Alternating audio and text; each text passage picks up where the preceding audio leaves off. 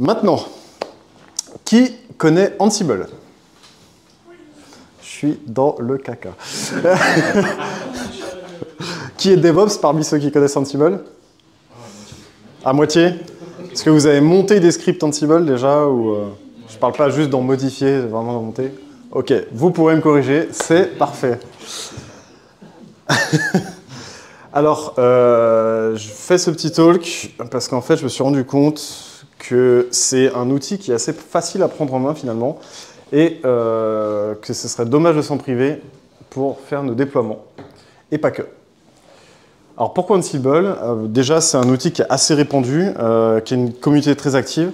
C'était peut-être pas forcément le cas il y a quelques années. Enfin, quand je dis il y a quelques années, ça commençait à être pré-Covid. Hein, donc voilà, c'était avant Covid. Mais maintenant, c'est quand même vachement bien suivi. Là, le gros avantage, c'est qu'il n'y a pas d'agent. C'est-à-dire que juste avec une connexion SSH, on peut déployer sur n'importe quel serveur. Pas besoin d'avoir un client installé sur le serveur.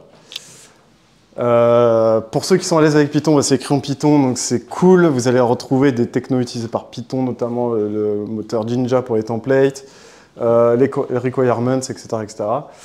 Et c'est du YAML, donc c'est vraiment de la config YAML qu'on va faire tout du long. C'est facile à prendre en main, c'est une syntaxe assez simple. Attention à ne pas faire un espace de moins ou de trop, ça peut tout foutre en l'air. Mais à part ça, le YAML, c'est cool. Et les principes, vous allez voir, ils sont assez faciles. Je vais repasser dessus vite fait avant de vous montrer un script qui est censé fonctionner en tout cas. Le dernier point, c'est que du coup, vu que c'est facile à prendre en main et que ça a été pensé aussi pour essayer de rationaliser les scripts de déploiement, de pouvoir standardiser un peu justement des mécaniques, vous allez pouvoir après démultiplier à l'infini vos scripts pour tout type d'environnement, même d'applications avec des petits changements, etc. Vous allez pouvoir faire un peu tout et n'importe quoi. Alors, il y a quand même quelques prérequis pour pouvoir utiliser Ansible. Déjà, avoir des bases d'administration système. Pourquoi je dis ça? Parce que forcément, quand on déploie sur un serveur, ça veut dire qu'il faut qu'on connaisse comment fonctionne un serveur, notamment les dépendances. Alors là, moi, je vais parler de PHP, évidemment, mais voilà, c'est les dépendances de votre projet. Donc, vraiment tout l'écosystème. Et l'écosystème, on va dire, système réseau d'une prod normale. Forcément, il faut avoir appris les grands... Je suis trop devant l'écran peut-être, vu que j'ai comme ça. Forcément, il faut connaître les principes d'Ansible. Vous allez voir, ils sont assez simples à connaître. Mais dès que vous les avez, vous allez pouvoir faire pas mal de choses. Il y a aussi, donc, comme j'ai dit, il y a une bonne communauté, donc vous allez trouver des bons rôles. On verra ce que c'est les rôles après. Je vais me planter une fois et puis après ça ira. Pour vous faciliter la vie, parce qu'effectivement, on ne va pas réinventer la roue, c'est un peu comme tout. Vous allez voir, il y a plein de trucs qui existent déjà, c'est assez cool. Et le bonus aussi, c'est connaître Python, ça va vous faciliter à prendre en main la techno. Alors, le gros principe, le premier, c'est le playbook.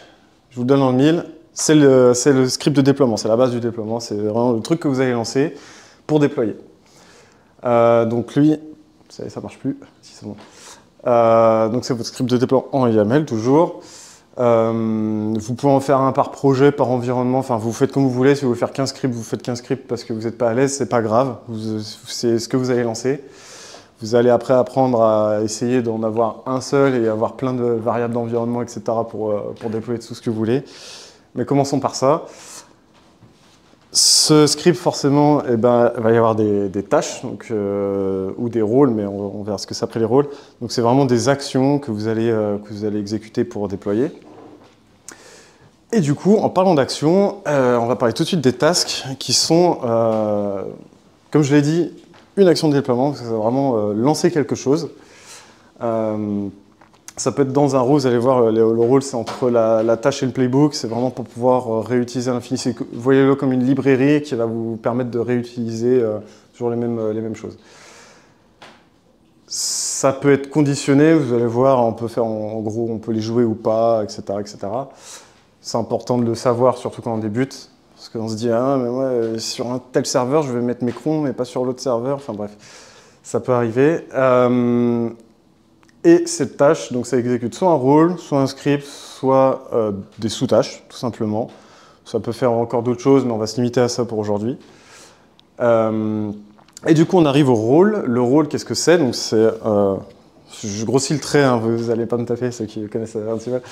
Mais en gros, c'est un ensemble de tâches avec tout son... C'est pas le bon bouton. Qui peut te partager donc à tous vos scripts, donc tous les playbooks, les autres tâches, etc. Vous pouvez le brancher partout. Qui a sa propre config, donc il va y avoir des variables d'environnement, des templates, des handlers. On ne verra pas forcément ça aujourd'hui, mais c'est juste des tâches qui se déclenchent sur des événements, etc. etc. Donc c'est un bundle, quoi.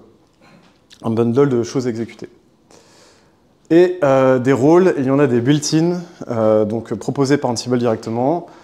Soit installé via une dépendance via Ansible Galaxy qui vous permet d'installer tout type de dépendance, ou encore custom, vous le développez vous-même et vous l'avez dans votre projet.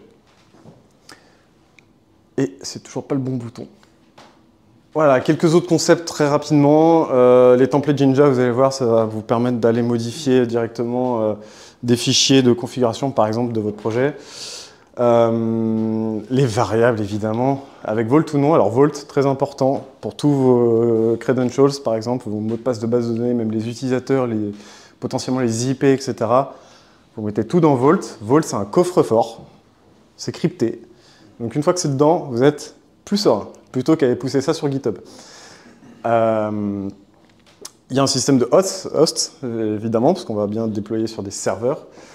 Et les handlers, je l'ai dit, donc c'est vraiment, si vous voulez faire un système d'événements, par exemple, à partir du moment où votre code est déployé, vous voulez déclencher un événement qui va faire plein d'autres tâches en parallèle, vous utilisez les handlers, mais on n'ira pas plus loin dessus ce soir.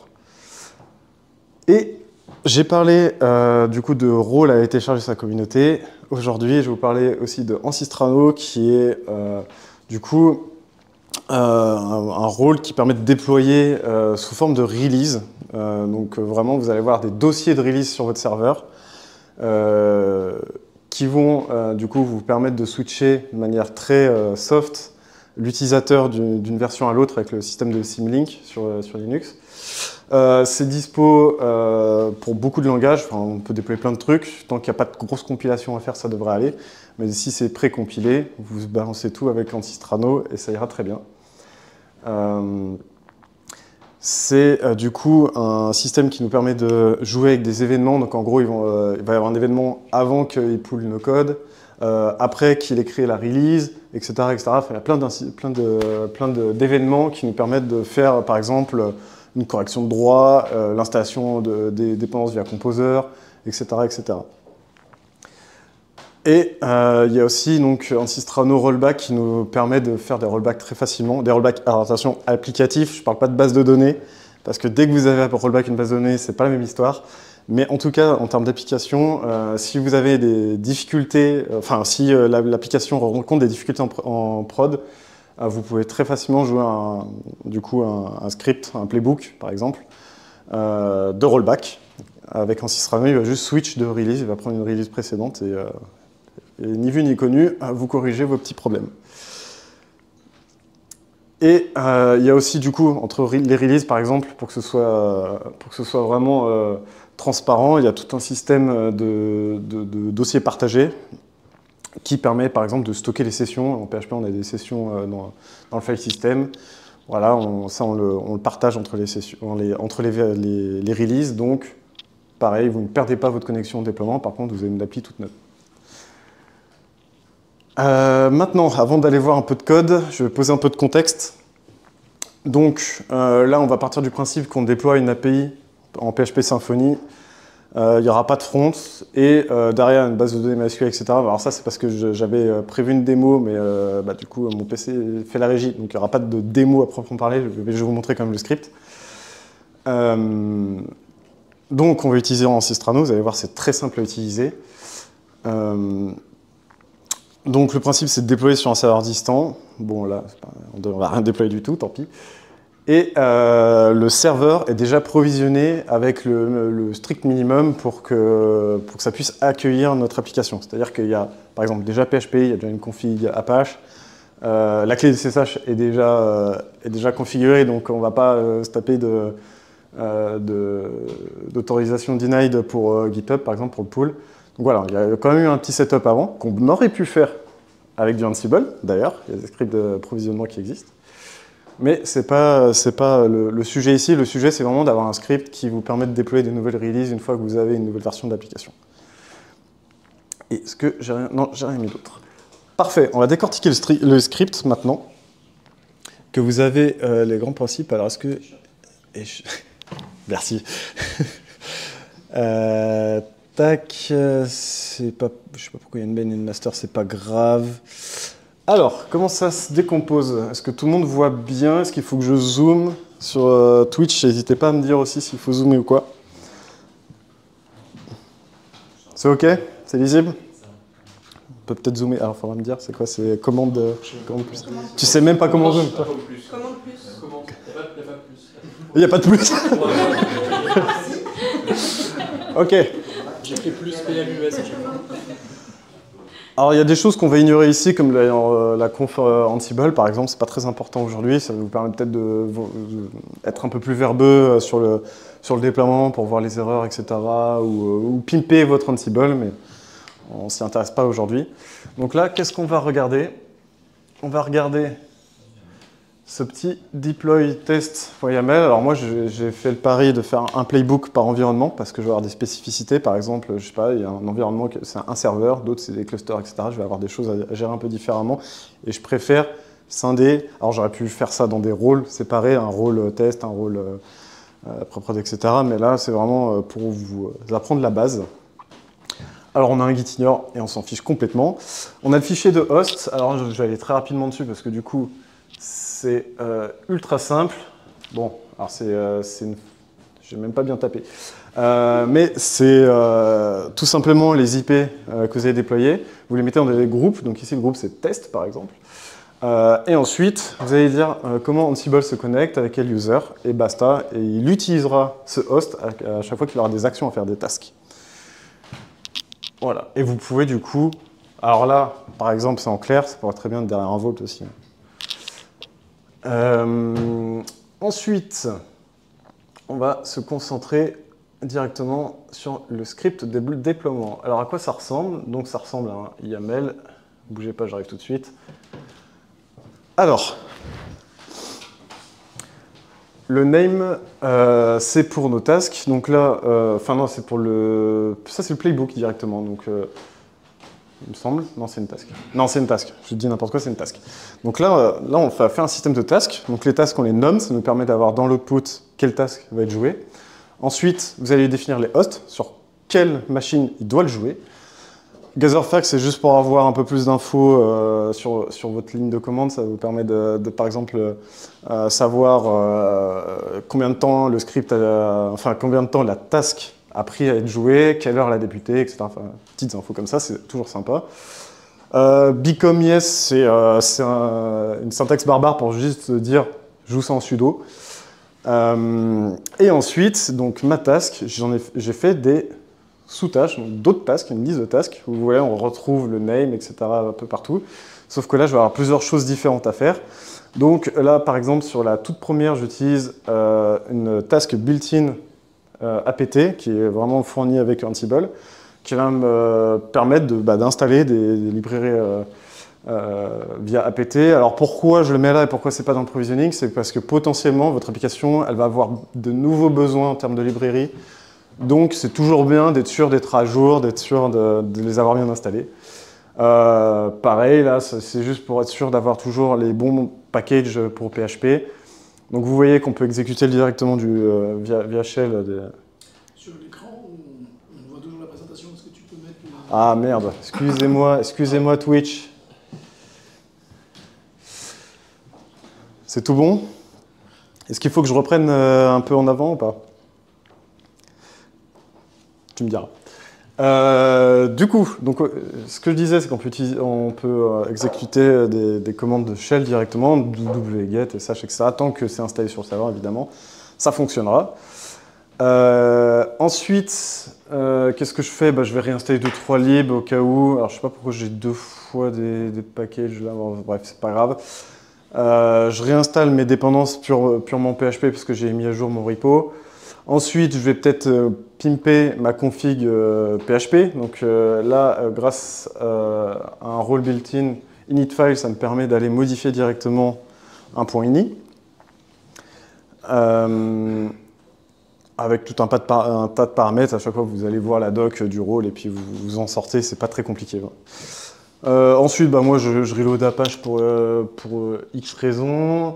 Je vais installer mon composer pour être sûr d'être à la bonne version, etc. Vous voyez, c'est très simple. En fait, ce que vous pouvez faire manuellement sur la machine, vous pouvez directement le mettre dans toute une liste de tasks. Et en sachant qu'il y a quand même pas mal de tasks qui sont built-in, vous avez juste à donner 2 paramètres et ça le fait pour vous tout seul, sans vous soucier de connaître justement toutes les commandes à exécuter. Et ça, c'est plutôt pas mal quand on n'est pas trop allé sur du sysadmin. Et là, du coup, on va arriver sur la partie intéressante qui est anti-strano. Je ne spoil pas trop parce qu'après il y a des crons. Voilà. Donc maintenant, je vais utiliser un rôle. Donc, on voit qu'il n'y a pas d'exécution shell, je ne vais pas appeler shell. J'ai appelé tout en bas rôle et j'ai appelé le rôle anti-strano. Anti-strano, ce qui est intéressant de savoir, c'est que du coup, il va prendre forcément des variables.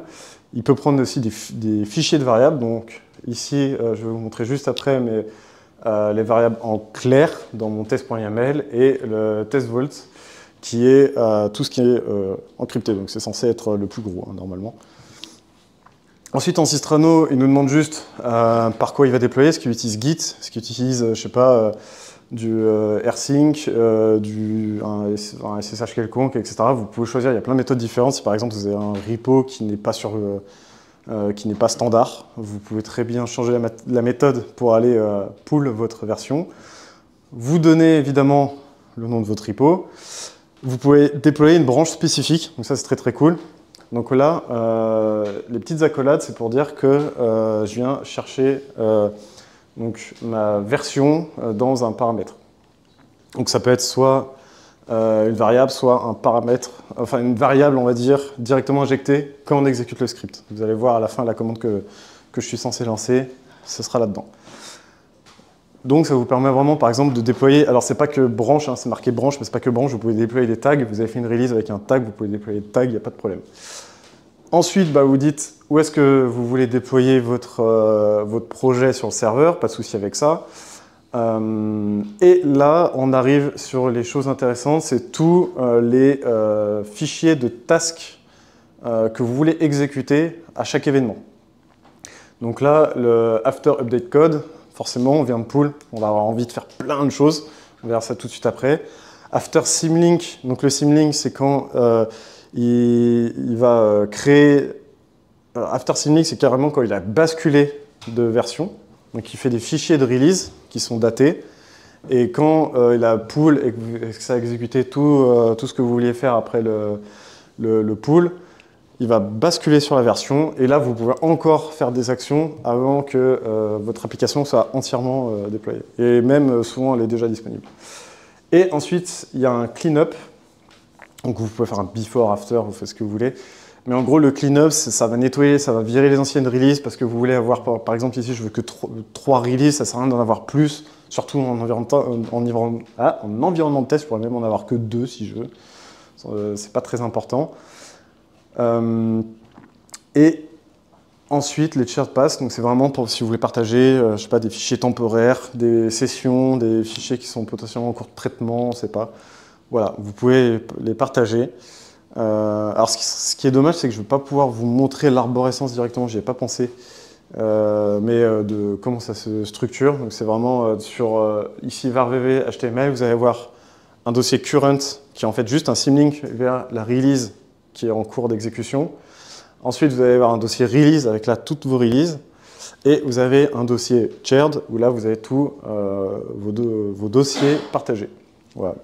C'est très simple à prendre en main et on s'y retrouve facilement. Donc maintenant, je vais vous montrer un peu ce que j'ai fait comme task, par exemple. La plus intéressante, c'est celle-là, c'est après avoir update mon code. Donc, je vais avoir peut-être des changements dans mes librairies, donc je vais refaire un composer install.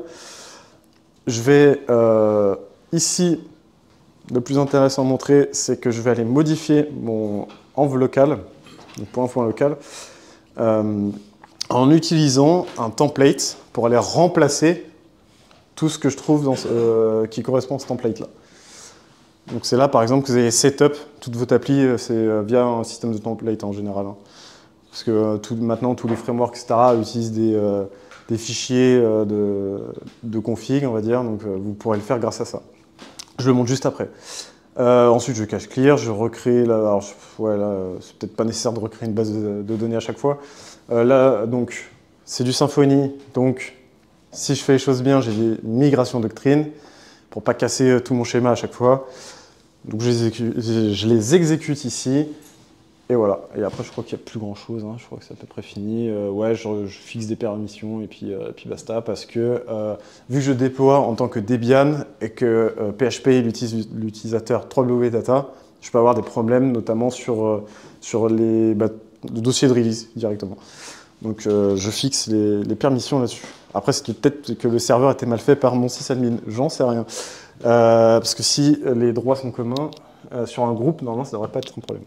Bref, je vais vous montrer du coup le template. Donc là, on est sur un template donc de .env Symfony. Et vous voyez qu'ici, j'injecte tout un tas de variables. Et dans celles-là, elles sont quasiment toutes dans mon coffre-fort Vault. Donc c'est super pratique. Je vais aller réinjecter mes users, passwords, URL, etc. Tout est inconnu pour qui a accès au GitHub. Ce qu'il faut, c'est avoir ce fameux Vault décrypté. Comment on le décryptera, je vous montrerai juste après. Est-ce que je l'ai... Non, très bien, il n'est pas push, parfait. Moi, j'utilise un système très simple, c'est que je stocke le mot de passe dans un fichier qui est seulement sur le serveur de déploiement, qui est protégé, etc. Donc voilà, il n'y a que le serveur de déploiement qui a accès à ce mot de passe-là. Comme ça, je ne vais pas le retaper à chaque fois, juste il exécute avec le... Je pourrais faire autrement, bien sûr, mais là, c'était juste pour des aspects pratiques de notre côté. Voilà, donc on injecte plein de variables, et ça, donc tout ce template-là va aller directement éditer tout ce qu'il trouve qui correspond à ces variables-là.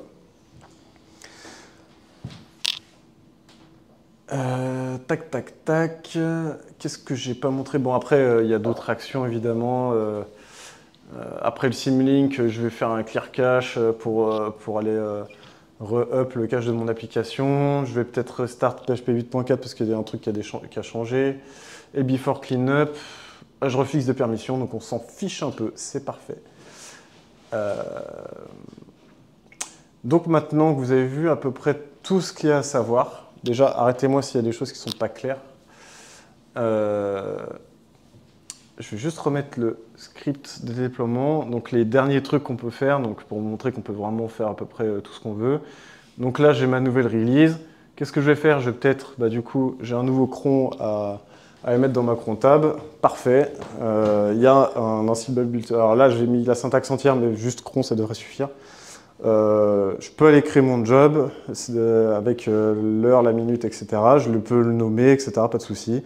Et ensuite, je redémarre carrément mon service. Donc j'ai un worker qui tourne pour envoyer les emails. Je le restart parce que le code a changé, donc il faut avoir le nouveau code.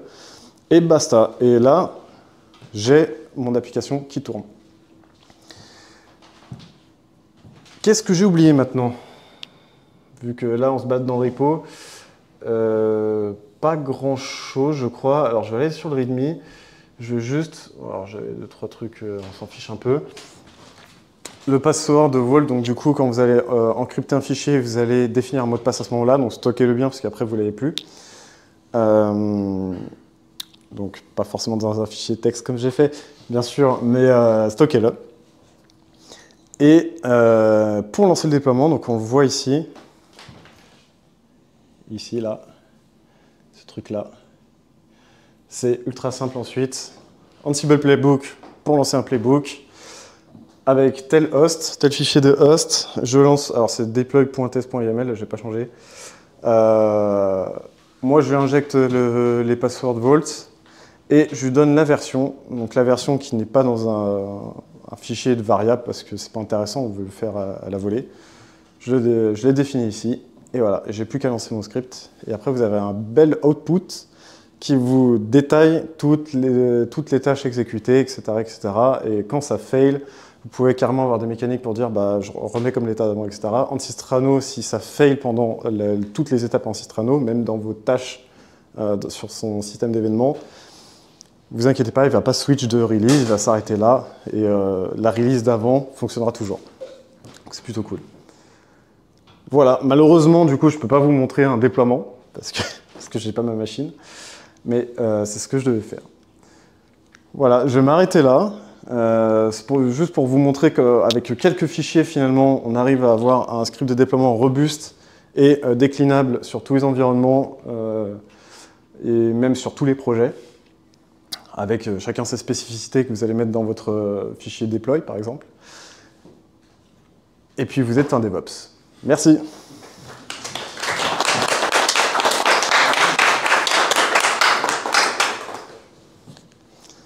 Est-ce qu'il y a des questions? Le micro est peut-être ouvert, c'est bon. Pas de questions? J'ai été tellement clair que c'est nickel. Pas sur le Twitch non plus? Ok. Bah, encore désolé, hein, pas de démo, mais j'aurais bien aimé vous montrer un déploiement en cours. Je trouve ça assez satisfaisant, mais tant pis. Si jamais, je peux vous montrer ça après sur mon PC, une fois que le Twitch sera coupé, donc désolé pour Twitch. Petite question. Juste, j'ai pas compris comment, dans le fichier host, il trouvait le mot de passe pour se connecter dans SSH. C'est juste le username. Alors, en fait, t'as pas forcément de mot de passe sur ton SSH. Pas forcément. Pas forcément. Mais pour le coup, quand tu vas lancer ton script Ansible, il va te le demander, par exemple. Il te le demande une fois que tu exécutes ton script, ou alors tu crées un agent SSH avant et tu as de la clé directement avant de le lancer. Bon, tu as plusieurs façons de faire. Après, il y a peut-être une option, mais je suis pas le plus à l'aise sur Ansible, on va dire. Et le micro est coupé. C'est bon. Normalement, juste un clap. One, two. Ça devrait mieux aller pour la prochaine question. Ça devrait aller mieux. Mais voilà, du coup, le mot de passe, de toute façon, il te le demandera. Alors par contre, ce qui peut être embêtant, si tu lances ton script et que tu déploies sur un cluster, il va te demander pour chaque host. Normalement. Donc c'est pour ça que moi je le définis avant, par exemple. Normalement, pour ça, tu mets les clés SSH et tu as un serveur qui va faire ton déploiement et c'est lui qui va avoir mon serveur de déploiement a les clés SSH, mais il y a quand même un mot de passe à rentrer au moment de trigger SSH. C'est bizarre. J'en parlerai à mon DevOps. Okay. Normalement, si tu as mis la clé SSH sur tes autres serveurs, normalement, tu n'as pas besoin de rentrer de mot de passe. J'ai quand même la passphrase à rentrer. Renvoie-le. Renvoie-le. Il a été renvoyé. Ah. Est-ce que tu as pu comparer à Terraform par exemple, et qu'est-ce qui a fait que tu as choisi Ansible plutôt que Terraform par exemple? Alors j'ai choisi Ansible parce que je le connaissais déjà. Non, et aussi, franchement, vous l'avez vu, là en 20 minutes on comprend comment ça marche et on est capable de jouer avec. Terraform, la prise en main est beaucoup plus longue. Et Terraform, c'est sortir une usine pour pas forcément de gros besoins. Là, Ansible, moi j'ai 2 environnements et un tout petit cluster en prod. Je mets juste les IP qui correspondent à mon cluster, j'y vais et voilà. Pareil, j'ai pas de conteneur, j'ai des serveurs qui sont pas conteneurisés, donc je vais pas m'embêter à aller utiliser une solution qui est beaucoup plus sûrement efficace pour ça, mais voilà. Là, c'est vraiment pour faire du projet simple. C'est sûr que dès que vous allez arriver sur de la grosse complexité d'infrastructure, Ansible va commencer à s'essouffler un peu. Il y a d'autres solutions qui existent, mais là, pour des projets simples, vous embêtez pas. Ouais, pour revenir sur la question précédente, Terraform, en plus, c'est pas vraiment un outil de déploiement, c'est plus un outil de création de ressources. On peut s'en servir d'outil de déploiement, mais c'est un peu planter des vis avec un marteau, quoi. Donc c'est vrai que c'est plutôt compliqué, mais en fait Terraform c'est pas tout à fait le même usage. Par contre les limites d'Ansible ça va plus être l'orchestration. En fait comment doit réagir la machine ou les process une fois que c'est déployé. En fait c'est un script qu'on exécute qui change des trucs sur une machine distante mais sur laquelle après on n'a plus de contrôle. Donc on peut pas orchestrer comme on pourrait avoir du trafic entrant supérieur ou inférieur, mettre plus de patates, ouvrir plus de connexions de bases de données. C'est vraiment un logiciel d'action, quoi.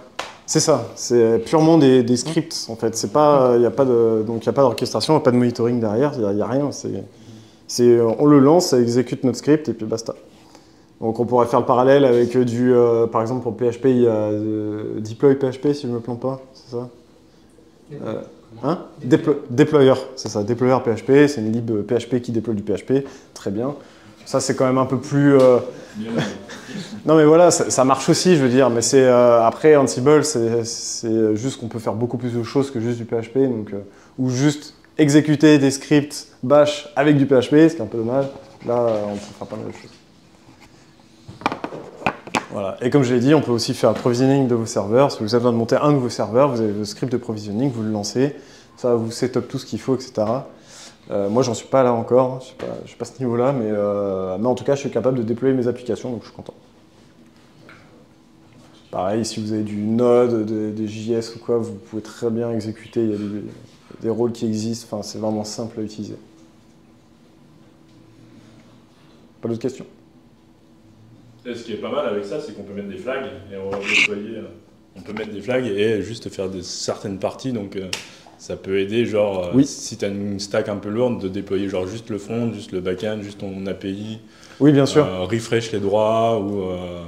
Par exemple, on pourrait très bien avoir plein d'actions communes entre un déploiement et un rollback, mais grâce au système de flag, d'utiliser par exemple le flag rollback juste pour utiliser les quelques rôles qui vont nous être utiles pour le rollback. Par exemple, moi j'avais tout ce qui était exécution des migrations et toutes les tâches un peu lourdes, revérifier tous les droits des dossiers, etc. Quand tu devais mettre à jour ou tu devais mettre des ressources en plus. Qui était dans un script, on l'activait juste pour ça. Le seul truc qu'il fallait, c'est que quand on lançait le script, il fallait bien le mettre quand on voulait faire la migration, sinon on pétait tout. Bien sûr. Mais ça accélérait beaucoup le déploiement, quoi. Carrément. Surtout quand par exemple on n'a pas besoin de régénérer toute la terre, je parle sur du cache ou des fichiers à recompiler, etc. Voilà, si on n'en a pas besoin à chaque release, on ne le fait pas. Et en plus des flags, je ne sais pas si je l'ai mis, je crois pas que je l'ai mis sur mon script de déploiement, mais il y a aussi une instruction when, non je ne l'ai pas mis malheureusement, une instruction when où vous pouvez mettre vraiment votre condition, n'importe laquelle. Moi par exemple j'utilise les crons, c'est when l'IP correspond au serveur qui joue les crons, tout simplement. Voilà, il y a pas mal de choses simples à mettre en place. Alors, c'est sûr que le become yes et le when, c'est pas forcément quelque chose qu'on va tout de suite imaginer quand on vient du développement, mais voilà, quand on connaît les 2-3 instructions, on fait quand même pas mal de choses. D'autres choses à ajouter de la part de ceux qui connaissent Ansible ou c'est bon? Non, moi ce que j'utilisais beaucoup, c'était vérifier un statut de quelque chose pour faire après quelque chose justement dans le when. Vérifier un statut. Oui, vérifier le statut par exemple de la tâche précédente. Si elle s'est mal déroulée, tu fais une action particulière. Le statut de quelque chose sur le serveur, si un dossier n'est pas en mode écriture, alors il va pouvoir exécuter des tâches beaucoup plus lourdes. Mais si c'est en mode écriture, c'est bon, il peut faire. Bien sûr. Par exemple, la correction de droits, si les droits sont corrects, on ne va pas les exécuter.